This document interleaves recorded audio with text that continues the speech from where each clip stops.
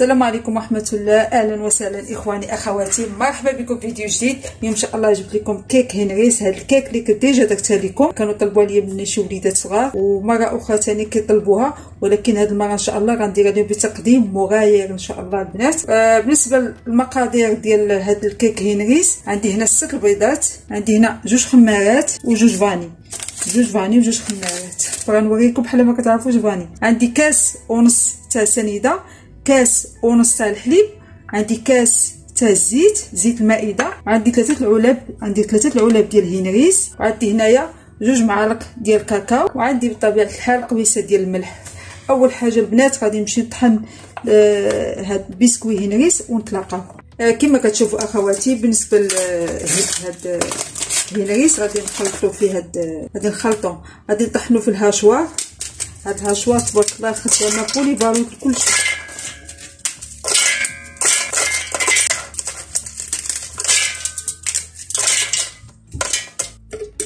هانتوما البنات حنايا طحنا هنريس حتى ولا بودر. دونك في هاد الحاله غنخليو جانبا، وغادي نمشي نطيبوا البيض ديالنا. هنا كما قلت لكم اول حاجه غناخذوا البيض ديالنا. بدنا البنات 6 البيضات، عندنا واحد قبيصه الملح. هنا في الاول غنطيب البيض بوحدو، ما غنديرش السنيده حتى يدير لي البيض شويه كشكوشه، عاد غنضيف السنيده. هانتوما البنات تيدير لكم بحال هذا الشكل ديال الكشكوشه. دابا غنضيف سنيده.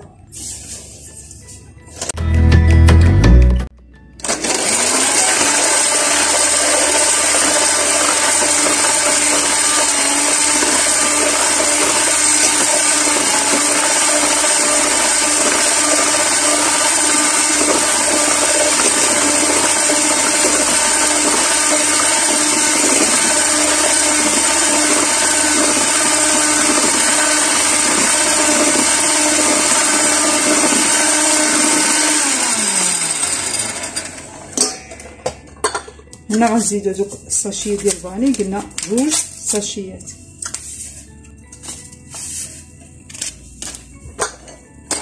هنا البنات غادي نبدا نضيف الزيت تدريجيا، وغنخليو الخليط ديالنا يطرب حتى يولي يميل البياض. هانتوما البنات شوفوا الخليط كي ولا اللون ديالو. دونك في هذه الحاله غنضيفوا الحليب. هنا عندنا كاس ونص ديال الحليب. هنا غنجيبو الكاكاو ديالنا، قلنا 2 معالق كبار. بالنسبه للبنات الكاكاو خاصو ضروري يكون مغربل باش ما يشكلش لينا واحد الكوارات.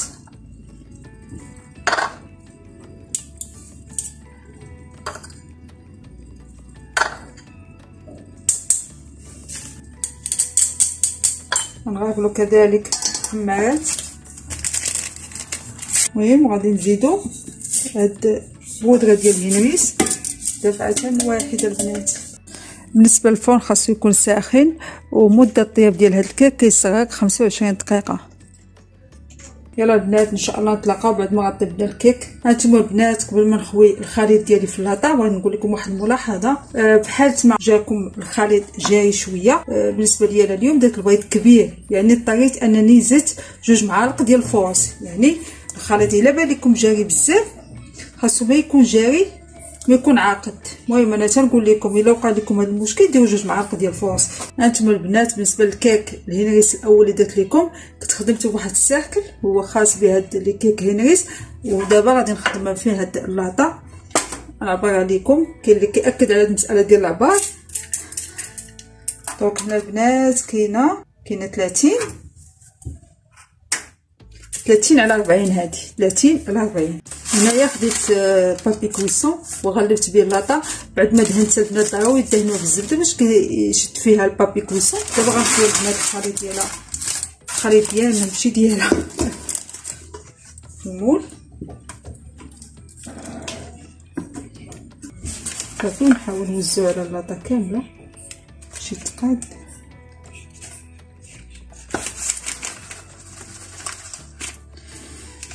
المهم البنات بالنسبه للاطار اللي غادي ندريسي فيه الكيك ديالنا هو هذا 27 على 36. بالنسبه للمقادير ديال كريم باتيسير غتلقاوها في الفيديو اللي غيطلع لكم الفوق. هنا 27 وهنا في الطول 36. دونك هنايا كناخد واحد اللاطه، هذه لاطه وعندي فوقها بابي كويسون كنوضع داك الاطار. وهنايا بالنسبه للكيك غادي نحتاج واحد الطرف اللي هو زائد نحطو الجناب لي مورسو في الجناب باش نقاد الكيك باش تدخل ليا في الاطار. هنا غنجيب واحد بابي كويسون اخر غنخرج فيه الكيك على هذا الشكل هذا.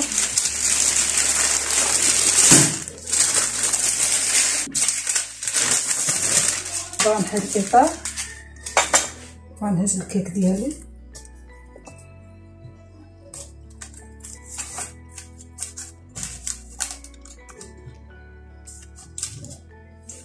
وغندير الاطار الوسط.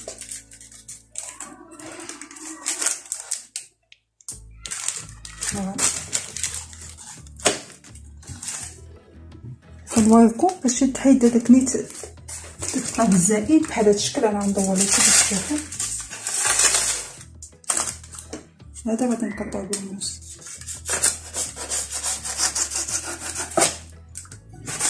وغادي نجيب الخليط ديالنا اللي هو كريم باتيسير.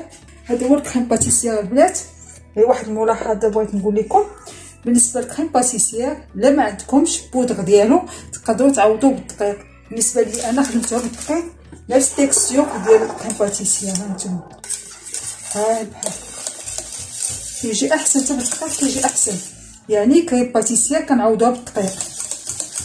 ودابا غادي كما كتشوفوا دابا الخليط غادي نديروه فوق الكيك ديالنا. حاول البنات الكيك تكون بارده لان الخليط ديالنا راه سخون.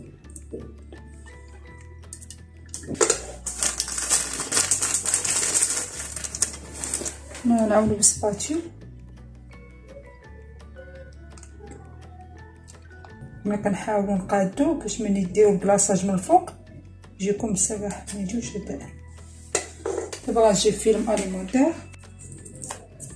كما قلت لكم، غنجيب فيلم اليمونتير ونعبيو فيه الكيك ديالنا. هنا غنبيتوه في المجمد ليله كامله.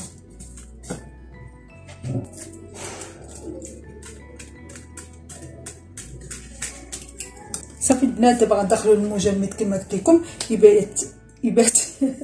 يبات ليله كامله حتى غدا ان شاء الله ونديرو ليه كلاصاج. هانتوما البنات ها هي الكيك خرجتها من المجمد. دابا غنحيد المسه.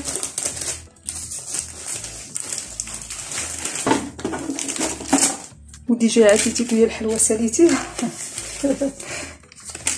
صافي البنات علاش بابي كويسو كيعاون شويه. شوف البنات كما قلت لكم بابي كويسو كيجيب الكاطو فيه.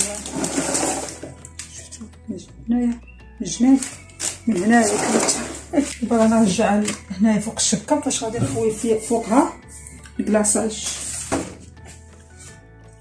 نجيبو البنات دابا غادي نخوي الكلاصاج. كنخويو كنعاونو بالسباتيول.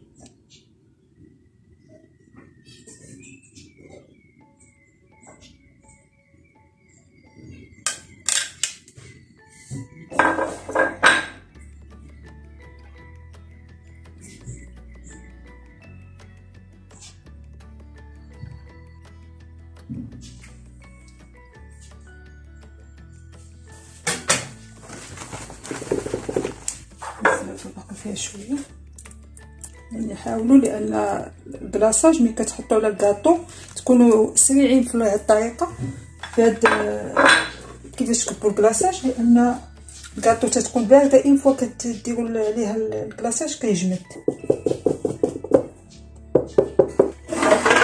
هنا غادي نرجع الكاطو هنايا في الشلاطه ودير بابي كويسون لانني غندخل الثلاجه تبرد شويه باش غنوجد داكشي ديال الديكوراسيون.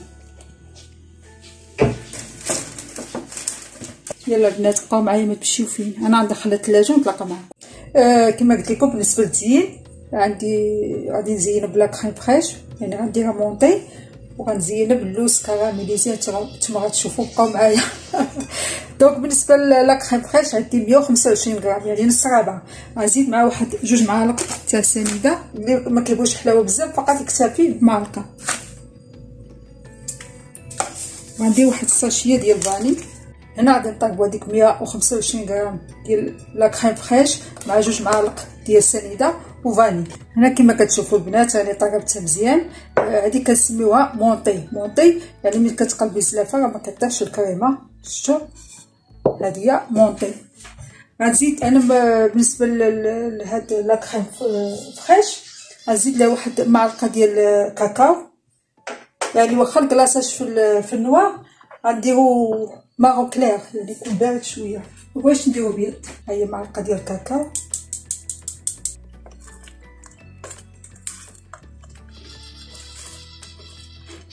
بحال هكا نهرس فقط هذاك البيض. نزيد واحد شويه. بنات الكاكاو كيجي مع الفاني كيجي زوين بزاف. نزيد وقيلا هاد الكميه كامله تقريبا 2 معالق كبار. المهم دابا البنات غندخل الكريمه ديالي الثلاجه تتبرد ليا شويه ونشوفوا الطريقه الثانيه ديال التزيين. الطريقه الثانيه غناخذوا شويه اللوز. هادي البنات تقدروا توظفوها في لي طارت دي زونطرومي في لي غاتو. انا جبت الفرصه هاد لي كيك وغادي نديرها لكم. كتشدوا اللوزه والكيردون المهم كاينه هاد الجهه هادي ديال اللوزه اللي تتكون مقمقمه، وكاينه هادي اللي فتحه. دابا انا غادي نخشي الكيردون في هاد الفتحه باش نوضح لكم الشرح. صافي كنديروا ها هي اللوزه ديالنا كناخذوا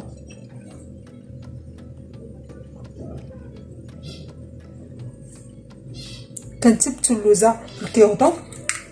دوك البنات انا غادي نكمل هاد العويدات ونطلقها.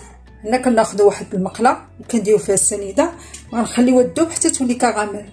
يعني بطبيعه الحال البنات ملي تبغيو ديروا الكراميل ضروري النار تكون مهيله. صافي دابا غنتسنى على السنيده حتى تولي كراميل ونطلقها. هانتوما البنات ها هي السنيده ولات لنا كراميل. دابا غنشدوا هاد الكيردون اللي فيه اللوزه وغنديرو هاد الشكل هذا كندوزو فيه الكراميل. كنبقاو شادينو بحال هاد الشكل هذا. ضروري تبقاو شادينو بحال هكا حتى تيبرد. كيتكون لينا كما كتشوفوا واحد الخيط هنا غنديرو ليه الطيب. ها هو شتي لوزه فيها الكراميل ملبسه بالكراميل وواحد الخيط هنايا هو اللي كيعطينا المنظر في لي غاتو يزينوا به لي غاتو. دابا غنشدو تيبرد شويه ونحطو بابي كويسون. الا برد لينا تاني كراميل كنعاودو نسخنوه.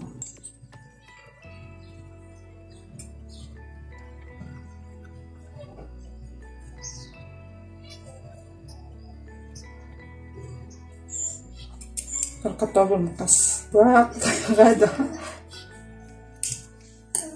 شوفوا البنات دابا نتسناو تبرد شويه صافي نحطوها فوق بابي كويسون تتبرد لينا تماما.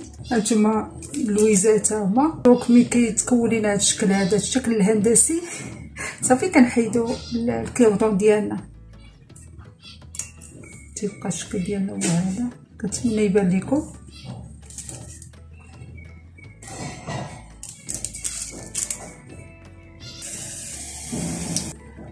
يلا البنات انا غادي نكمل ونطلق معكم.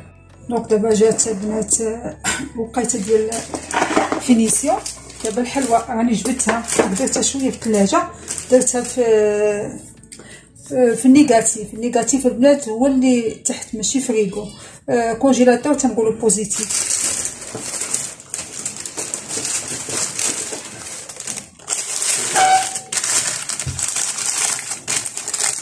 هنا بالنسبه لهاد الكيك هنريس هاد المره غادي نقطع دي مورسو.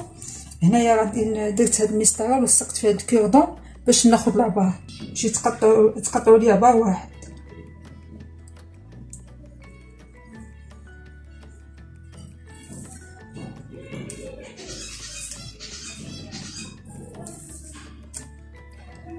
دونك بالنسبه للتقطاع البنات هنا كما كتشوفوا درت لكم 5 سنتيم على 5 سنتيم هنا عندي اما كنقطع بالمنشار ولا كنقطع بهذا، كيساعدني البنات في التقطيع يعني كالطغيه.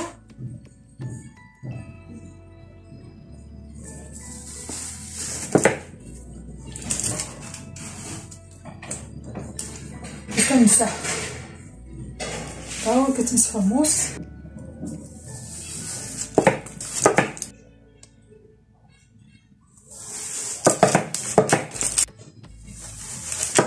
هنايا لان بقى هنا مورسو كبير غادي نحيدوها الجناب فقط، نخلي واخا يجي مورسوات شويه ولكن باش ما يجيوناش لي شيت بزاف. هنا كما كتشوفوا اخواتي كنهز كل مورسو. ها هو المورسو البنات، شوفوا الشكل ديالو كي كيجي.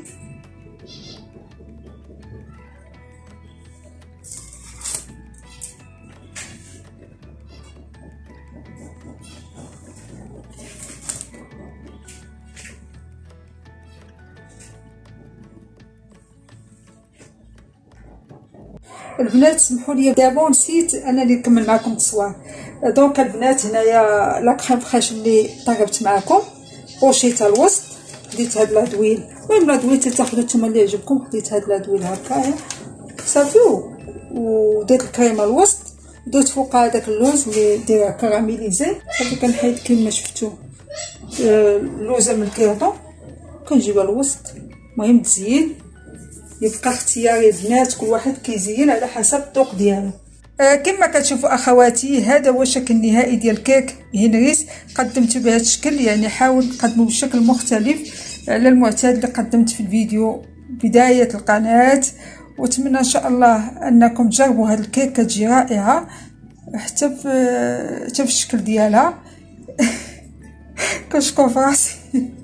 نتمنى البنات هذا الفيديو ينال الاستحسان ديالكم، وتجربوا هذه الوصفه وتبارطاجيوها مع العائله ديالكم والاصدقاء والاحباب.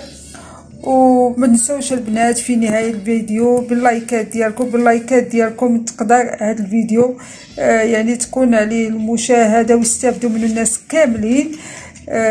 وبالصحه والراحه الى فيديو قادم ان شاء الله.